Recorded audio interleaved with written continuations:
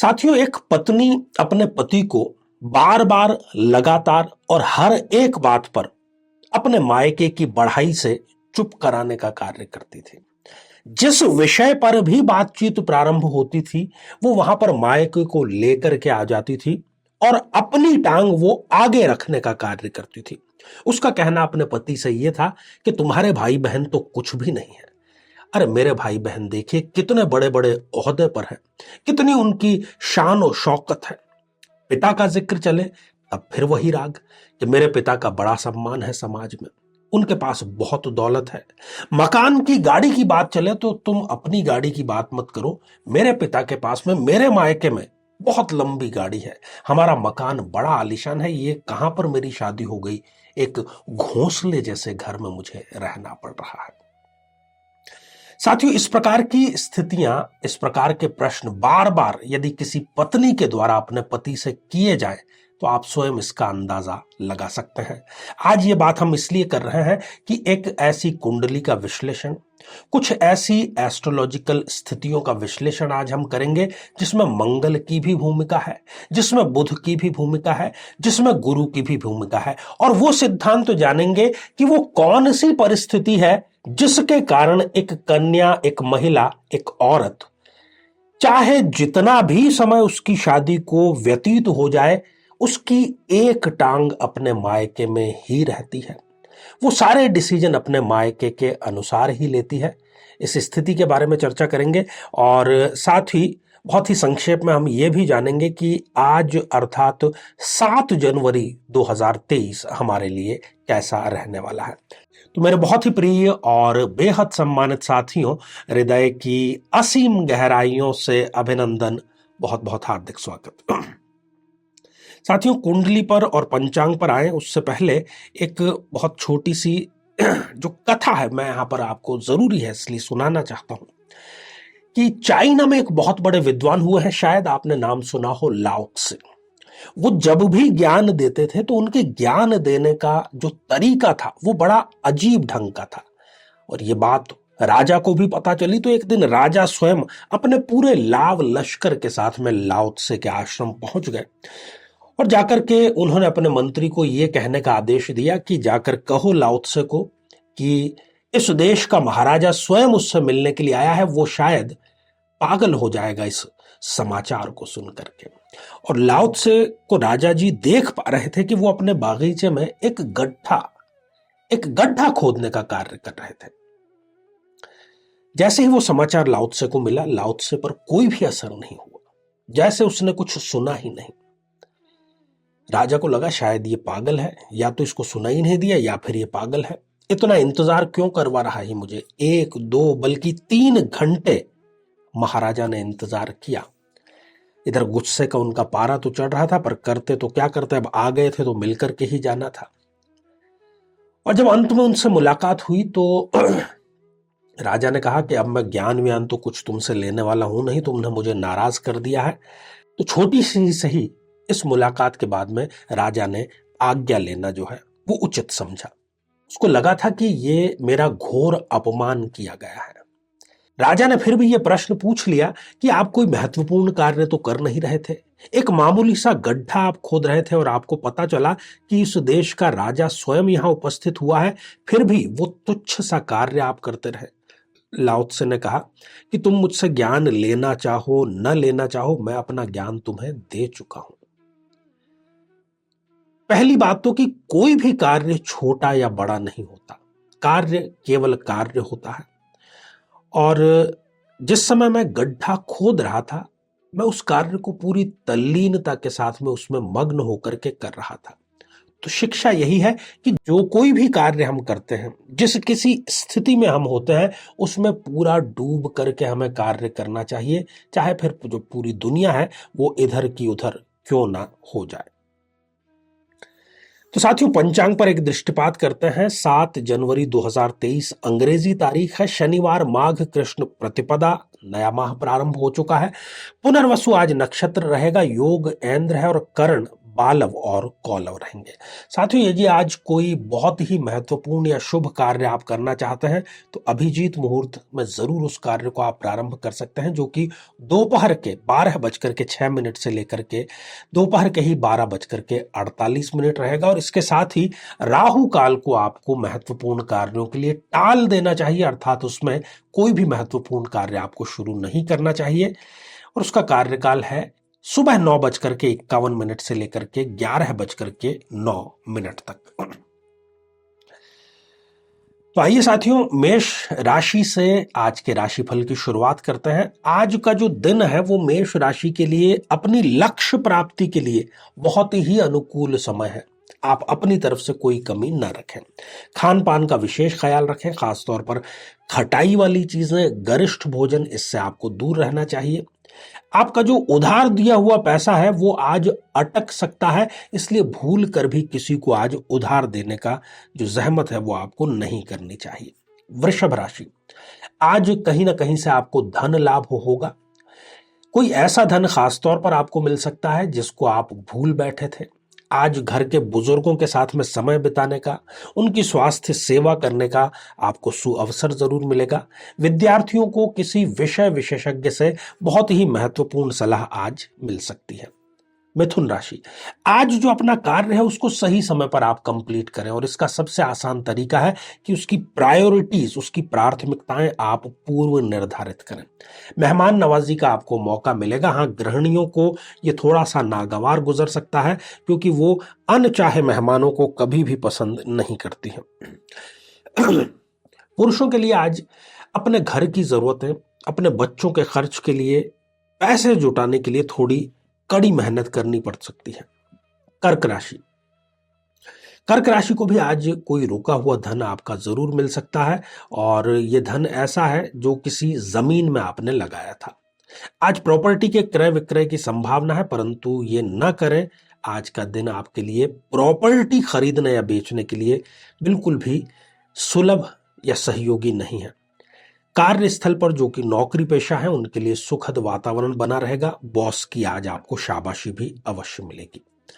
साथियों, इसी बीच में पहला जो कमेंट है ये सविता सावट जी का हमने शामिल किया है, और आपने नमस्कार लिख भेजा है। तो सविता जी, आशीर्वाद हृदय की असीम गहराइयों से, और बहुत बहुत साधुवाद इस कमेंट के लिए। सिंह राशि, आज जो विरोधी पक्ष है वो किसी प्रकार का झूठा षड्यंत्र, झूठा आरोप आप पर लगा सकते हैं, तो उनसे 2 कदम आगे आपको रहना होगा। आपकी सफलता देख करके कुछ विरोधियों को परेशानी हो सकती है, ये आपके लिए खुशी की बात है, जाहिर सी बात है। और कारोबार में किसी प्रकार की धोखाधड़ी हो सकती है, इसलिए आज आपको अतिरिक्त सावधानी बरतनी चाहिए।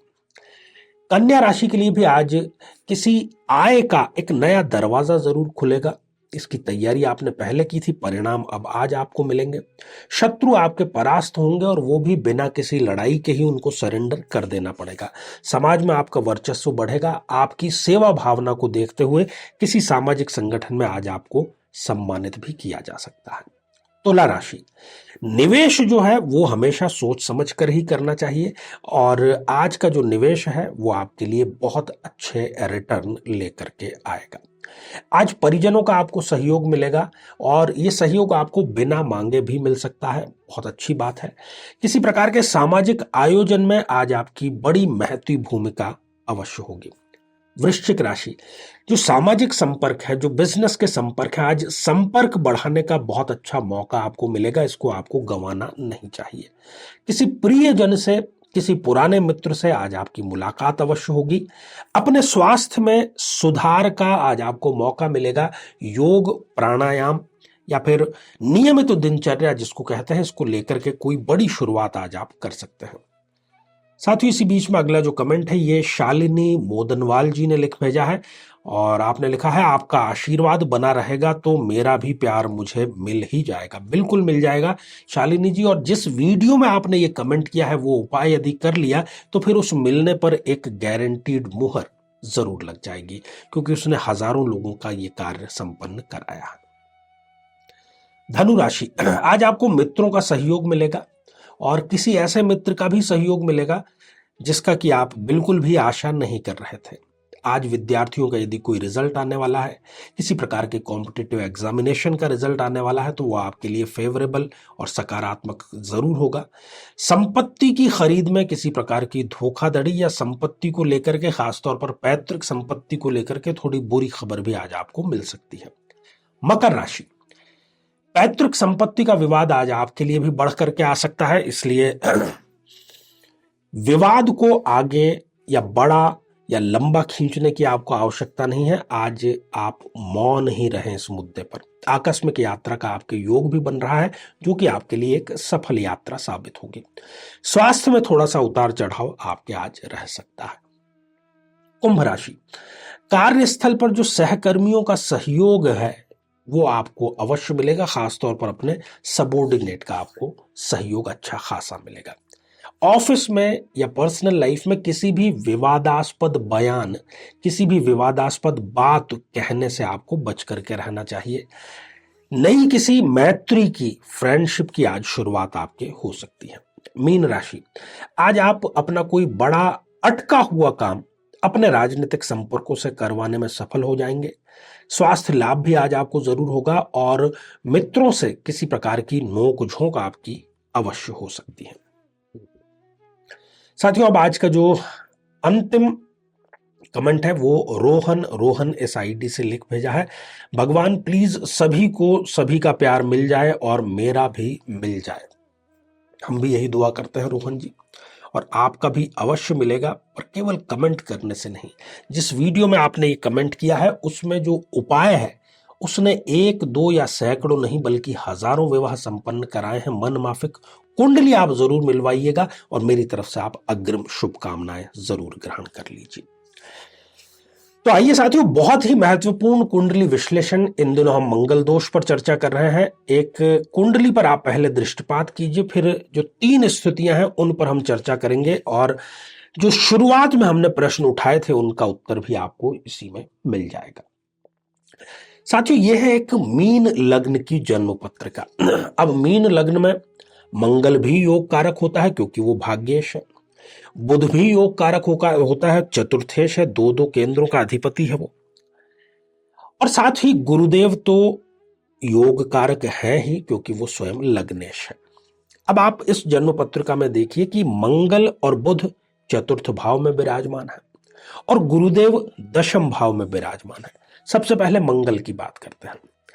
मंगल बहुत अच्छा योग यहां पर निर्मित कर रहे हैं। बुध तो यहां पर स्वयं भद्र नामक राजयोग निर्मित कर रहे हैं। गुरु यहां पर एक राजयोग का, जो कि 5 महापुरुषों में से एक योग है, हंस योग, उसका निर्माण कर रहे हैं। अब इतने अच्छे कलेवर की ये कुंडली होते हुए भी क्यों आज इनका डाइवोर्स होने ही वाला है, या कहें कि ये डाइवोर्स के किनारे पर खड़े हैं, उसकी दहलीज पर खड़े हैं, तो बिल्कुल भी गलत नहीं होगा। इन्होंने मंगल का मिलान भी कर दिया था। अब यहां पर गलतफहमी जो सबसे बड़ी वो है कि अगर योग कारक मंगल है तो फिर उसको मंगली दोष कंसीडर नहीं करते। यदि मंगली दोष को थोड़ा सा भी बल मिल जाए किसी विपरीत परिस्थिति का, तो वो प्रबल हो जाता है।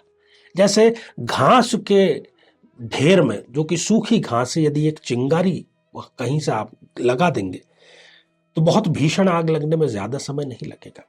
मंगल जो कि बड़े भाई बहनों का कारक है, आप देखिए कि चतुर्थ भाव में बैठ करके वो अपनी अष्टम दृष्टि से बड़े भाई बहनों के घर को देख रहा है, लाभ भाव को देख रहा है। तो शुरुआत में जो बात कही थी वो यहां पर इसलिए कारगर होती है कि इसी कारण से ये बार बार जब भी कोई बात इनके पति के साथ में होती थी तो ये अपने बड़े भाई बहनों को अपने पति के भाई बहनों से सुपीरियर दिखाने का प्रयास करती थी। ये इनकी एक प्रकार से प्रवृत्ति हो गई थी। बुध जो यहां पर चतुर्थ भाव में बैठा है वो भी योग कारक है। माता, भूमि, भवन और वाहन, इन सब की जब जब भी बात निकलती थी वो अपने पति को नीचा दिखाने का कार्य करती थी। यहां पर माता के घर का स्वामी स्वयं अपने घर में बैठा है, पिता के घर का स्वामी स्वयं अपने घर में बैठा है। ये दोनों स्थितियां जब किसी कन्या की स्थिति में जन्म कुंडली में होती हैं तो वो विवाह के पश्चात अपने माता पिता का मोह, अपने मायके का मोह जानबूझ करके या चाहते हुए, जो भी कहें आप उसको, वो छोड़ नहीं पाती हैं और इसका सबसे बड़ा दुष्परिणाम होता है कि पति को यह नागवार गुजरता है। अगर ये रूटीन में शामिल हो जाए तो नागवार गुजरना बिल्कुल भी गलत नहीं है। और ये सारी स्थितियां गुरुदेव यहाँ पर स्वग्रही होकर के पिता के घर में है तो वो अपने पिता की बढ़ाई करती थी, पिता के कर्म की बढ़ाई करती थी, उनकी सम्मान की, उनकी सोसाइटी में इज्जत की। अब गुरुदेव ने यहाँ पर अपनी जो पंचम दृष्टि है वो धन कुटुंब वाणी पर डाली, तो ये अपने कुटुंब का, अपने धन का, अपनी स्वयं की वाणी का बखान बहुत ज्यादा करती थी। और इस प्रकार से इतना पीड़ित इनके पति हो गए कि उन्होंने तलाक लेना ही ज्यादा बेहतर समझा। तो साथियों, कहने का अर्थ यह है कि केवल चतुर्थ भाव में मंगल योग कारक है, ये कहकर के हम मंगल दोष की अनदेखी नहीं कर सकते। ये बड़ा ही ज्वलंत उदाहरण आपके सामने आज हमने प्रस्तुत किया। और यदि इस प्रकार की कोई स्थिति है जिसमें माता और पिता दोनों के घर के स्वामी अपने अपने घरों में बैठे हैं, तो ऐसी कन्या को चाहिए कि वो विवाह के पूर्व ही पंचमुखी हनुमान मंदिर में बैठ करके हनुमान चालीसा का पाठ 7 मंगलवार तक लगातार करें। मंगलवार को ये केवल करना है। और इससे ये जो स्थिति है कि एक टांग जो हमेशा मायके में रहती है, ये स्थिति नहीं होगी। तो फिर जाहिर सी बात है कि यदि कुंडली मिला ली जाएगी तो फिर तलाक की भी स्थिति नहीं उत्पन्न होगी। साथियों, आगे भी ये श्रृंखला हमारी जारी है। इसी प्रकार से आप अपना स्नेह देते रहें और इसी मंगल कामना के साथ में कि आप सभी स्वस्थ, समृद्ध और शांतिपूर्वक जीवन व्यतीत करें। नमस्कार।